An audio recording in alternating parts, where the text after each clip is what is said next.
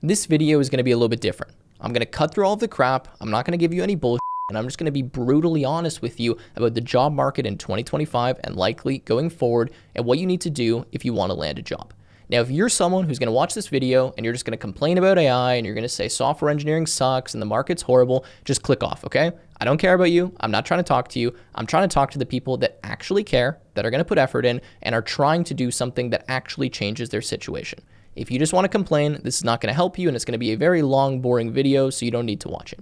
Okay, so hopefully everyone here is in the software engineering field, right? Either you're trying to become a software engineer and land your first job, maybe you got laid off, maybe you have some experience, or maybe you're looking to level up in your career. Those are the type of people that I want to talk to.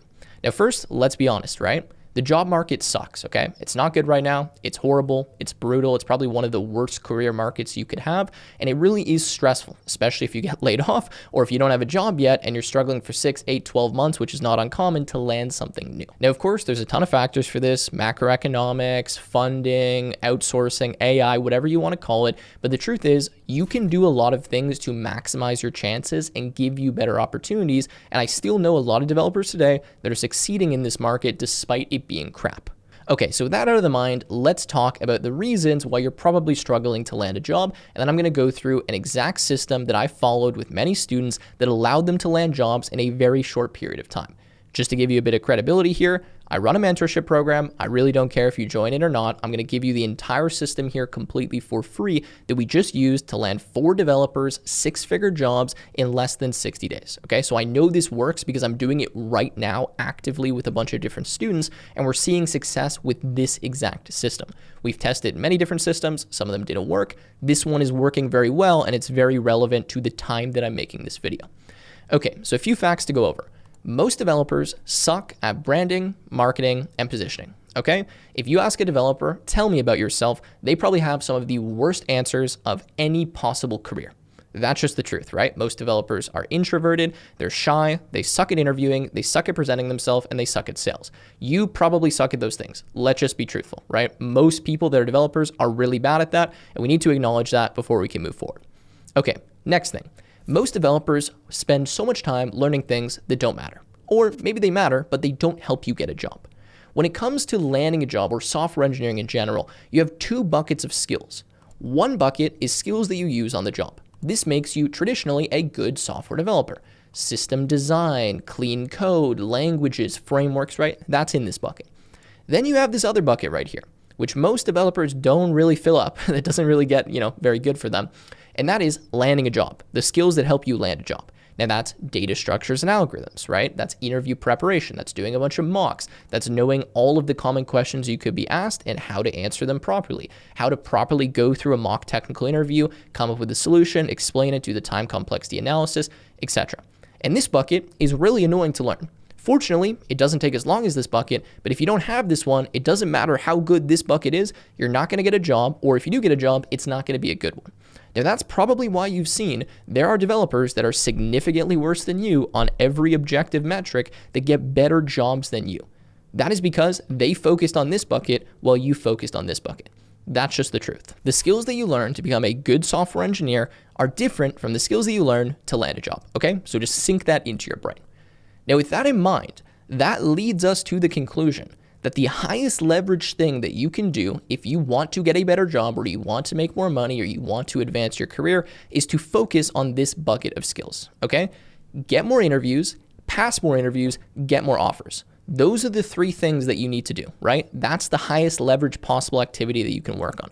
All that other stuff, you can learn it anytime. You can learn it on the job. You're going to have enough time to get up to speed. Sure, you need some of these base skills. You're going to have to answer a few questions, but this bucket is the highest leverage activity. And if you get really good at this bucket, it quite literally will change your life, okay? I'm not exaggerating there. I know many, many people that have gone from not even in a tech field, being a self-taught developer, they mastered the interview process, and literally in 1 year, they're working at Google, moving from a third world country to the United States and making hundreds of thousands of dollars a year that never would have been possible unless they got good at that bucket, okay? So hopefully you believe me here. If you don't believe me, then the rest of the video is not going to be that relevant to you, but the point is, that is the thing that you need to focus on.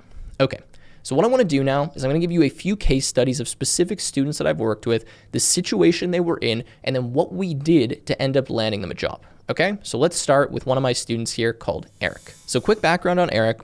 He's a smart guy. He got laid off from his job probably 7 or 8 months ago. He's been working in software development pretty much his entire life. And then after he got laid off, he spent about 6 months trying to land a new job with no success. He sent out a bunch of applications. He got a handful of interviews, maybe 3 or 4.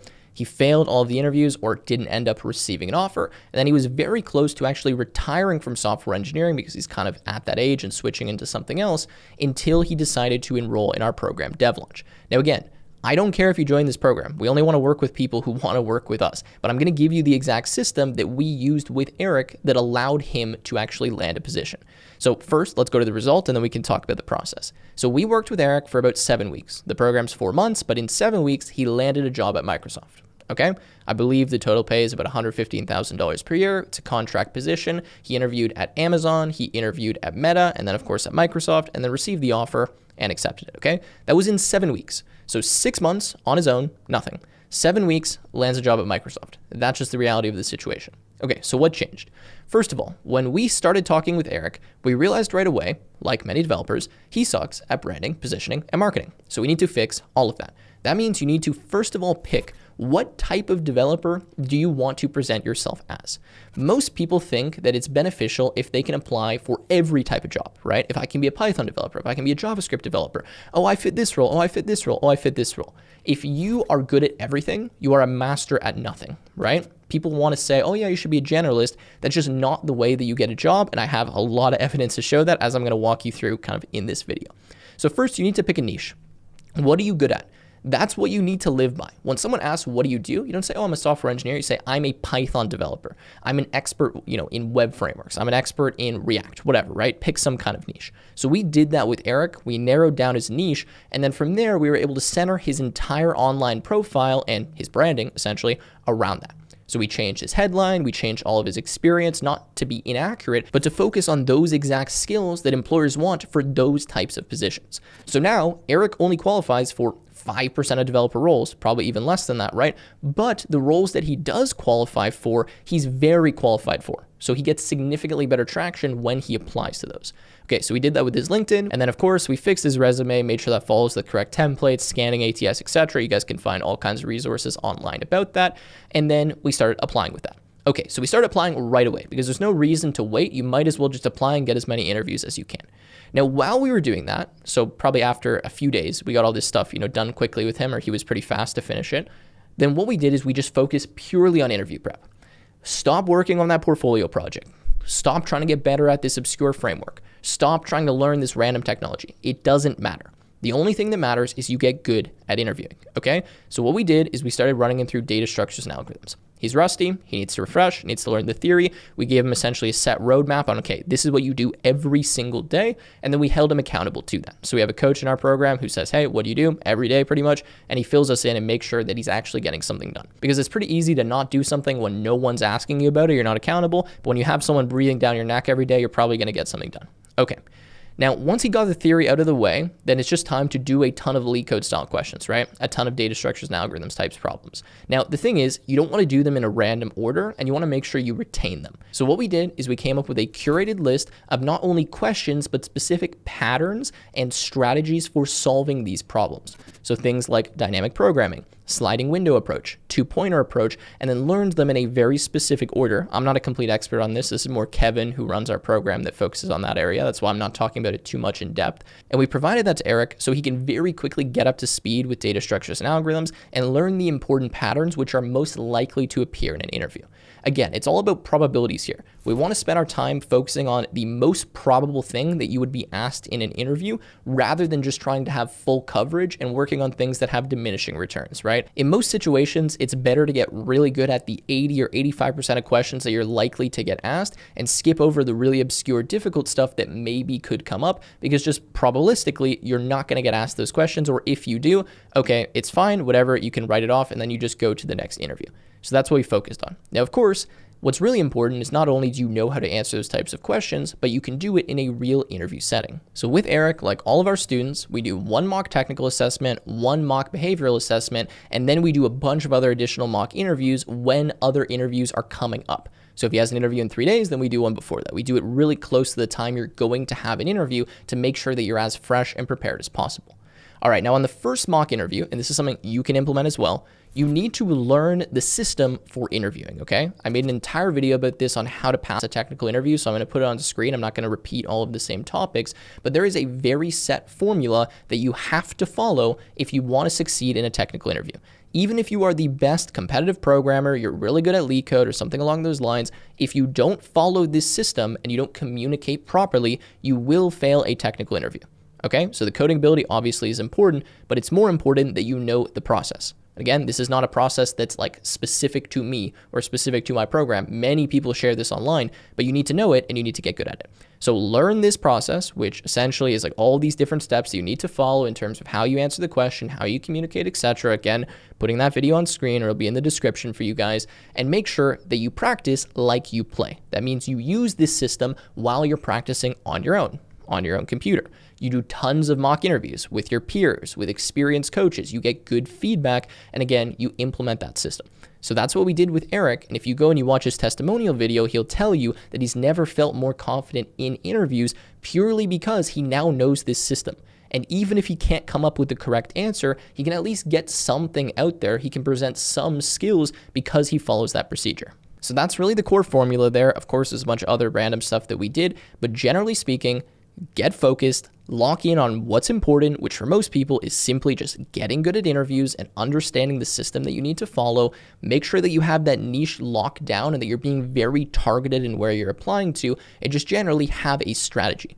So once we nail interviewing, once we nail branding, once we have the good resume, then when it comes to actually applying to jobs, you be very targeted and specific in the jobs that you apply to. You actually do cold outreach to people on LinkedIn, for example, which I'm going to show you later. And that really maximizes your chance of getting interviews, which is why Eric was interviewing at those top tech companies and then eventually got that position. Okay, enough of Eric. Let's move on. I'm going to give you one more case study and then I'm going to go back into some more theory. Now, I like to attach this to a real person because, of course, that's a lot more relatable and it shares like what the issue was with this person, and probably it's going to be the same for a lot of you. Next person on my list here is Jamario. Jamario is one of the first students that I worked with. I believe right now he's 22 or he just turned 22, and he's graduating very soon from computer science, okay? Computer science program somewhere in the US, I believe somewhere in California.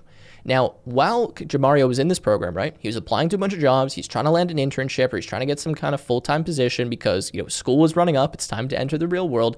Again, no success, right? He's going to all these networking events. He's trying his best to kind of get out there. He's doing outreach on LinkedIn, blah, blah, blah, blah, nothing, okay? So Jamario's profile looked like, I am a passionate computer science student who loves coding, right? Like the very generic headline that probably a lot of you watching this video have. So again, first thing we did with Jamario is we said, okay, we need to rebrand you completely. Now for Jamario, he had actually had some really good experience in the automation field where he'd done like 3 or 4 jobs or had 3 or 4 years experience doing that since the time that he was about 18. But when I looked at his profile, it just is like a junior entry level dev profile, right? Looks like everyone else's, and there's nothing unique, nothing that makes him stand out. So again, first thing we did is we said, okay, how can we tie the current experience that you have to your developer profile so that you're going to actually be attractive to employers? So that's exactly what we did. We combined these two things together. We took all of his automation experience and really tied it closely to programming into software development. And we changed his heading on LinkedIn, his resume, all of that kind of stuff, such that it reflected that he's kind of in this hybrid position where he's experienced as a software engineer. He's about to graduate from computer science. He's built projects, etc. But he also has this deep automation experience, which makes him very attractive and qualifies for really specific types of roles. So as soon as we did that, and then of course we did the interview stuff with him as well and prepped him for that, he started actually having recruiters reach out to him. So again, keep in mind, 1 year plus, he's actively trying to do this. He's on LinkedIn, he's posting, he's getting nothing.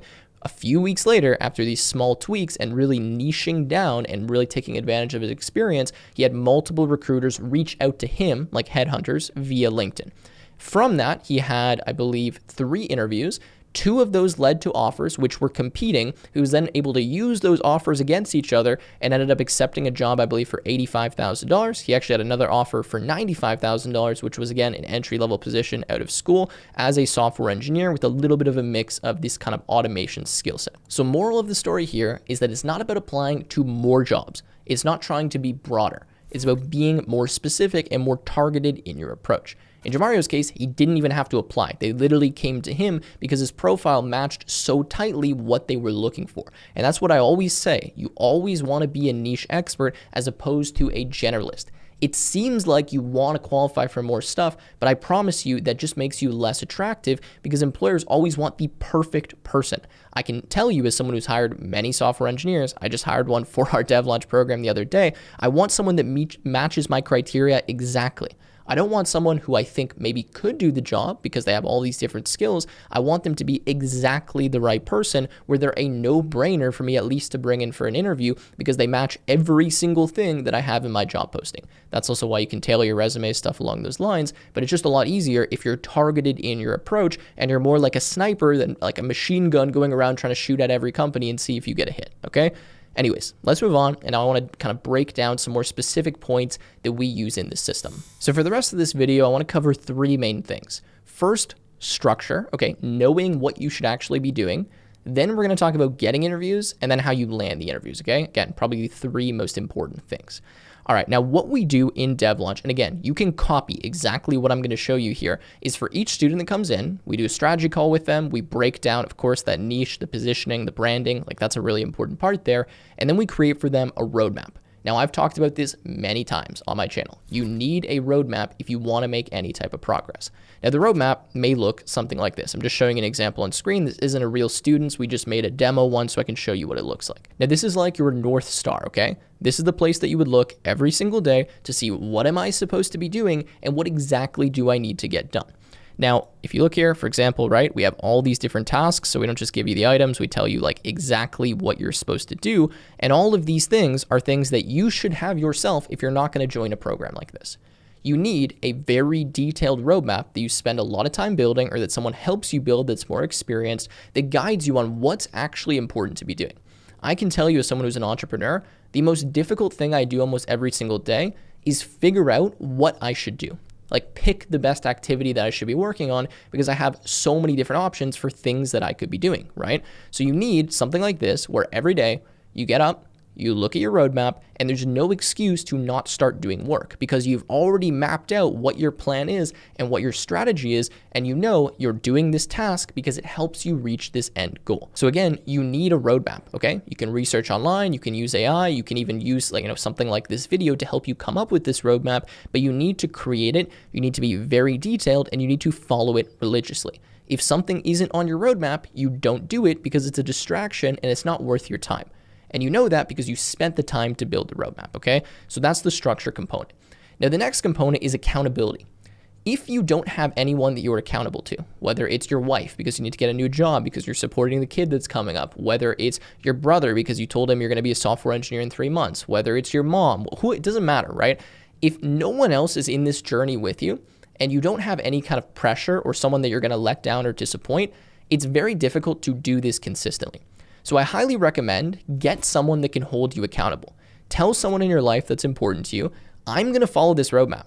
By this week, I'm going to do this. By this week, I'm going to do this. By this week, I'm going to do this. If I don't do this, then tell me about it. Get mad at me, etc. Okay? You need some accountability. It just makes this significantly easier. It could be a friend. You guys could be doing it together, whatever. That's why having a gym partner, makes you show up to the gym more. So in our program, we have a specific coach whose entire job is literally just to keep you accountable to this roadmap. Again, you're not going to have that unless you join something like that. But the point is you need to have some accountability. Okay, so that's it for the roadmap. Now, once you have the structure, how do you actually get interviews? So as I said, first, niche down. We already talked about that point a lot, so I'm not going to dive into that much more. It's really about smart applying, okay? So with your resume, it should be very fine-tuned and tailored to the roles that you're applying for. Now, if you're in a position where you may actually be qualifying for 2 or 3 different types of roles or a few different positions, you need to have multiple versions of your resume that all talk to that specific type of role.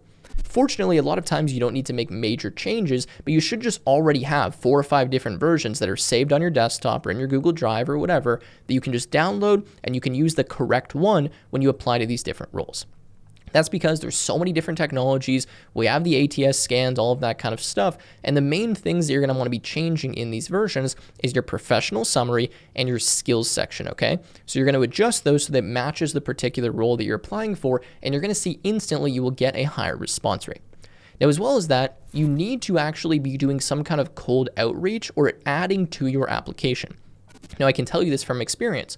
When someone sends me a message on LinkedIn and says, hey, I applied for your job, can you check it out? It gives me a nudge to actually want to look at it. That's already more effort than 95% of people have put into the job application process. So I'm actually very likely to look at that resume. Again, I've hired many engineers or other support staff or people for different types of roles. And when I get a Instagram DM or an email or a LinkedIn message, I'm more likely to look at their application. And actually, in fact, one of the coaches that we hired for DevLaunch, the reason I hired him was because I actually missed his application. And then he sent me an email and said, hey, I think I'd really be a great fit for this role because of XYZ. He knew how to present and sell himself. He attached his resume and all the information. I looked at it, I said, okay, you know what? Let's have a call and let's see. And then on the call, it went well and we ended up hiring him, okay? So you need that kind of cold outreach. Now you should have a cold outreach template. I can't share with you the exact one that we have here, but essentially we do have an outreach template that we provide you where you can just copy and paste it, adjust some of the values and send that on LinkedIn. Now, the type of people that you're searching for here obviously are hiring managers, recruiters, and then if those don't exist at the company that you're applying for, any type of employee that would be in some kind of decision-making role. Sure, you can reach out to, an entry-level dev and maybe you can get some advice or potentially get a referral, but that's obviously not going to be as effective as reaching out to a recruiter. Now, bluntly here, most people are going to ignore you. They may not even see your message. That's fine. Because if one single message gets through, that could be the opportunity that you need. And that's why in this program, we really recommend that you don't just press the, auto apply button on LinkedIn and that you go out of your way with your applications where you apply directly on the company website, if that's available. And then when you do send an application, you send a follow-up via LinkedIn. Okay, we have a few other things as well, but generally you want to be targeted in your approach. The more targeted you are, the higher percent chance you're going to have of getting a reply back. Oh yeah, one other thing here, if your LinkedIn sucks, or you don't have a profile photo, or you haven't updated it, or you're 20 years younger in your photo than you are right now, you need to change that, okay? So just make sure your LinkedIn is good. Go get a professional headshot. Have a nice banner image. Just make it look professional and clean, okay? It's very easy to do. It maybe takes you 30 minutes. You need that because if you're going to be looking or using LinkedIn, then your LinkedIn should be really good where if someone clicks on it, they immediately want to talk to you more and they know what type of developer you are. Okay, so that's a little bit of the strategy for getting interviews. Of course, there's a lot more stuff that goes into it, but that's like a high level kind of breakdown and the system you should be following. Tailor your resume, have multiple versions, send it out, try to apply directly through the company website if that's available. And then when you can, send follow-up emails or LinkedIn DMs using a template that you've created. So this is kind of on auto repeat and it's a lot faster. And try to avoid mass applying because it really doesn't get you anywhere. And try to avoid using the auto apply or whatever on LinkedIn, okay? The more personal your application is, the higher chance you have of actually getting a response back. And if you're applying to a startup or a smaller company where people are a little bit more accessible, send them a message on Instagram, send them a message on Twitter, whatever, right? Like use any unconventional platform. We had another student in our program who landed a job because he was messaging someone on Facebook, okay? He was in a Facebook group. Someone was asking about developers. He left a comment on the post and then messaged the guy on Facebook Messenger. And now he's working for that company. He's making, a very modest salary and he's going to be moving up there, I think getting promoted shortly. That's how he got his first dev job from Facebook, okay? So just keep that in mind. So now we talk about passing interviews. Okay, you got an interview, we need to pass it. All right, most people don't even pass the screening round for a lot of these interviews because they just don't know what they're supposed to do or how they're supposed to answer. And this can be broken down into kind of two main components, right? We have technical interviewing and behavioral interviewing. Now, behavioral interviewing is objectively easier. However, because it's easier, a lot of people don't spend enough time here and they fail in the behavioral round. So I'm going to give you a few tips for the behavioral interview that will just make this pretty easy for you to pass, to be honest with you. And then we'll get into the technical stuff, which is obviously a bit more complicated and requires a bit more preparation. Okay. So when you go into a behavioral interview, there's a few things that you have to do no matter what. And we actually have an entire interviewing guide here, by the way, from DevLaunch that you can read that breaks all of this stuff down. I'm not going to share the whole thing with you, but the point is we provide this so, it's not just repetitively saying the same thing. Okay, point is, behavioral interview. You need to know, for example, the company, the name of the person or the people that are interviewing you. If you're going in person, you should print out a copy of your resume or multiple copies of your resume. That's always something that I've done. Bring a little briefcase or their folder, show up prepared, okay? You should know the company's mission statement. You should know the approximate size. You should know the revenue story. You should look at all public information you can find about this company and be very prepared when you walk in the door. The last thing you want to happen is a company asks you, Tell us what you know about us, and you don't have an answer. So you should be studying the companies that you have interviews for and know overall what this company does, what you likely will be doing here. If you can, find strengths, challenges, etc. of the company. You're not trying to like roast it, but the more information you know, the better. And I can tell you, when I got my interview at Microsoft, the first thing I did is I started researching, okay, how many employees are at Microsoft? Where is the HQ? What are starting salaries? That's also a good thing that you should know. What are the typical rounds that people go through? I'm looking on Reddit, I'm looking on forums, like any information that I could get, I was taking in. And that's what you need to do first for behavioral interviews. Okay, so let's say you've prepared by studying that specific company. Now, another thing that you're going to have to do is prepare all of your answers and your stories for the common questions that you're going to be asked. Okay, now a way that you can do this is you can create something called an interview bank. So a lot of times you're going to get asked questions about teamwork or leadership or a challenge that you face. There's all these common problems, right? And for every one of those problems, you don't just want to have an answer. You want to attach that to a specific piece of experience or something that you've done in the past. Most candidates don't realize that any question you're asked, whether you think the sentiment is good or bad, is an opportunity for you to sell yourself to the employer.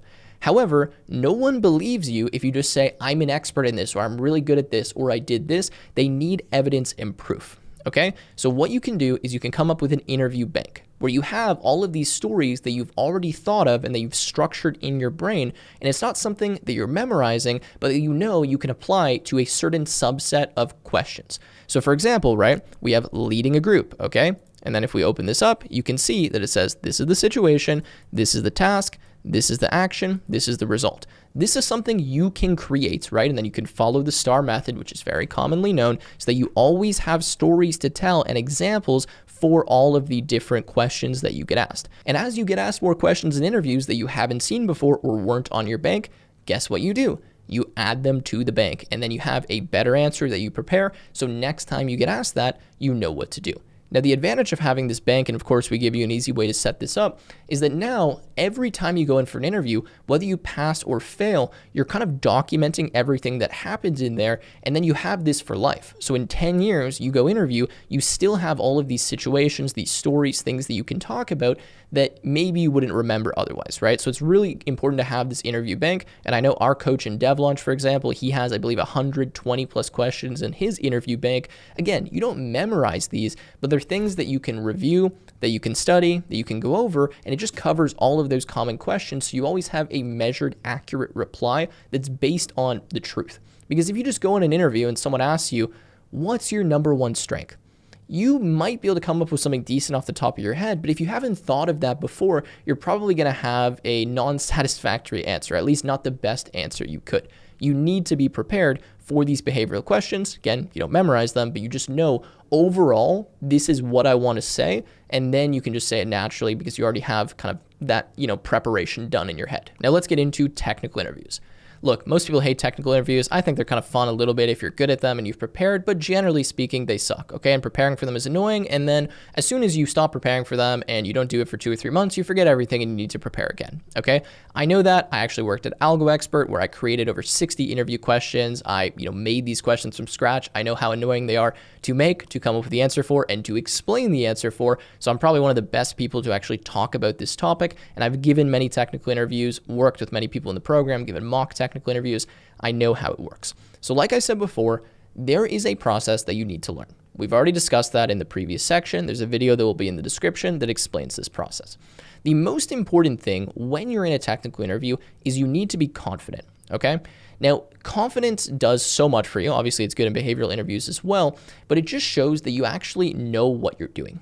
You're confident in a code editor. You're confident in your solution. You're confident explaining your thought process, and you're not kind of shrugged up and shy and nervous. Even if you do really well, but you have that kind of demeanor, it just reflects poorly on you, right? Humans respond to confidence. They want to work with people that are confident. So if you're someone who struggles with that, that's something that you need to work on, and you need to do a lot of mock interviews to really build that confidence up.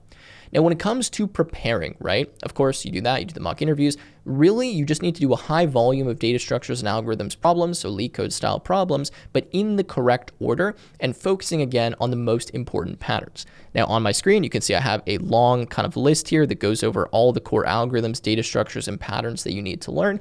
Again, I can't give this to you completely for free. It is in our Dev Launch program. And the point is that there's a very kind of set structure that you can follow that allows you to get really good at data structures and algorithms problems in significantly less time than if you were just randomly plucking problems from something like LeetCode. The general strategy here is not to worry about super obscure, difficult patterns and problems, and just to accept the fact that if you get asked those, you will fail that particular interview, but to just focus on the things that you're probabilistically going to get asked so that you have the highest likelihood of seeing that problem before and being able to ace it.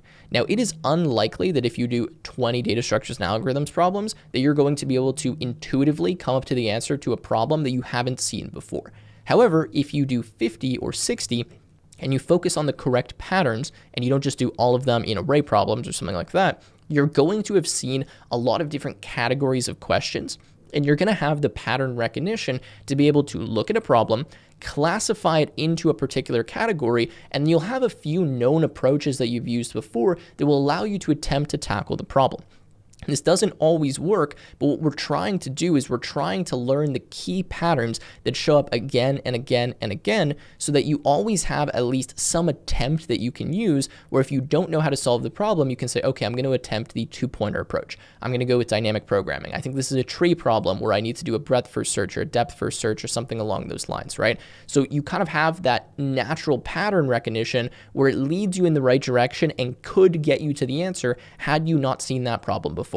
The dream situation is you do 500 problems, somehow you retain all of them, and then you just know all of the problems, and when someone comes in and asks you a question, you've already seen it before and you can answer it really quickly.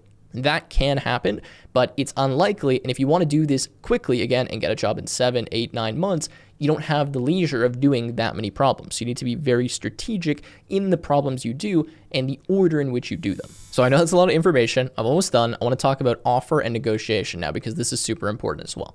So let's say we get you to a point where you land a job, right? And now you've received a job offer. At this point, don't just say yes to whatever the job offer is. You need to negotiate, or you need to at least see what you're capable of doing, because this point in time is actually the point where the minimum amount of time that you spend will result in the most amount of money that you could possibly make when you go from something like, or you do an analysis of like an hourly rate. What I mean by that is if you get an offer at 100K, but you can negotiate it to 115K, it probably took you a few minutes to do that negotiation, maybe an hour, and you made an additional $15,000. However, you didn't just make an additional $15,000. You raised your base on what this job is up higher, where now the next position you get, you can use your current position and salary as leverage to do a higher position, right, to get more money. If you get a raise and you get a 4% raise or a 5% raise or whatever, it's based on your current salary, so you just got a higher raise because your base salary was higher, and you get the idea, okay? So anytime you get a job, make sure that you're negotiating and that you're being really strategic in the way that you're leveraging offers against each other. The dream situation for getting a job is you currently have a job already, right? At a company that you don't mind staying at. Then you get multiple offers from other companies and you're in a position where you get to pick. You can come to company A and say, hey, I have offers from company B, C, and I still have my current job here. If you want to hire me, this is what I need. What you need to understand here is that in that position, you're in control, right? You have the leverage. You get to pick. You're turning down companies that have already invested money in trying to hire you, that have given you an offer, and you really are they're really kind of at your mercy to whether you go with them or not. They may have even rejected other candidates at this point. You don't know. So the point is, you want to have as much control as possible, and you want to leverage that control. You don't need to be a dick about it. You can be nice. You can be professional, but you should absolutely negotiate, and the worst case is that they say no. Rarely ever have I heard of someone having an offer rescinded because they negotiate. And honestly, anyone that's in this industry understands that this is what you should do as a professional. And the person that you're negotiating with likely negotiated their offer as well. Okay, so make sure that you negotiate. You can be reasonable in what you ask for. Obviously, don't ask for double the current salary, but also try to understand from the recruiter, where do you have leeway, right? Now, this is where kind of experience comes in. And if you know the types of companies and the recruiters and the people that you're working with, you might have more insight website, which is something that obviously we would offer in our program because we've worked at many of these companies and have 30 plus years combined experience. But the point is, you can try to maybe get a higher signing bonus. You can maybe try to get higher stock vestment. Maybe the salary isn't really movable, but you can kind of negotiate in these other areas. You would need to, of course, know that in order to be able to ask for that, but almost always there's a little bit more room from what the recruiter or what the HR manager or whatever offers you in that first offer. Now, last thing to go with that, of course, you're not always going to be in a position where you have multiple offers, right? You may not always have that leverage, but what you can typically do is just make sure that you keep your current job until you get a new one. So at least when you go into an interview, you already have kind of a sense of peace. Like you can actually kind of tell with people when they already have a job, because you're not stressed out. Like you're not desperate to get the next paycheck. You're in a position where you're safe. Sure, you want to move up, you want to get a better position, but if this goes wrong, you just go back to normal, right? So that safety net cognitively helps you a lot in the interviews and subconsciously. And also, recruiters and companies, they just prefer to hire people that already have a job. The reason for that is that it shows that you're wanted, right? It's kind of like this, social proof, right? Like, for example, this is going to be maybe a weird one for your software engineers out there, right? Like when a guy has a girlfriend, girls are more attracted to that guy because it's already social proof. Like if this girl is with the guy, he must be at least decent at something, in most cases, because she's with him. Same thing with, a person applying for a company, right? If I already have a job, that job must at least kind of like me. Otherwise, they would have fired me. So that's a good signal to my recruiter. Whereas if I don't have a job, there can just be some red flags or questions raised. It doesn't mean you're not going to get the job, but it's just something that's kind of in the back of their head, like, did this guy get laid off? Did he get fired? Is there a reason why he hasn't worked as a software engineer for a year? Why is it? It's something they're going to be thinking about. So it's just always smarter to have a job when you apply for another one, right?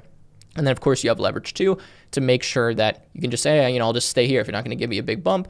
And then that's actually a realistic thing that you can say to potentially get a higher salary. Okay, look. That's a lot of information. I kind of just ranted here for probably 45 minutes, but I wanted to share with you guys like all the information that I had and try to put it in a bit of a structured way so that you could follow along with some of this. Like I said, the skills that you need to get a job are different than the skills that you need to be a good software engineer. This is something that is hard to teach. It is hard to learn, and that is why we created DevLaunch. Like I said, I just gave this all away to you for free. 99% of you will not do this, or you will attempt to do this and you will fail. That is just the reality of it. And that's why you're probably still here at the end of the video and you're going to ask yourself, should I attempt to do this myself? Should I do nothing? Or should I make a change?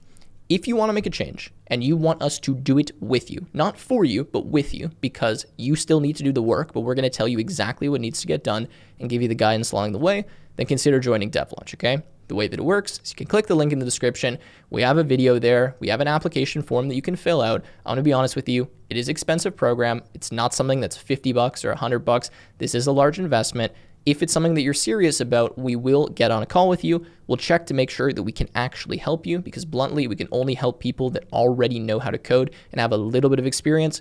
Not as a job, but at least in the coding industry or at least working on projects, etc. If you're a complete newbie, this program is not really designed for you.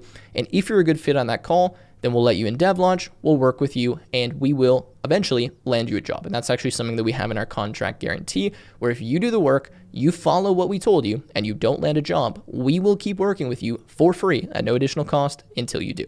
That's how confident we are in this system. We've used it many times. It's working extremely well. The feedback has been fantastic. You can see the real testimonials from our website. And with that said, guys, I'm gonna wrap it up here. If you enjoyed, like, subscribe, and I will see you in the next one.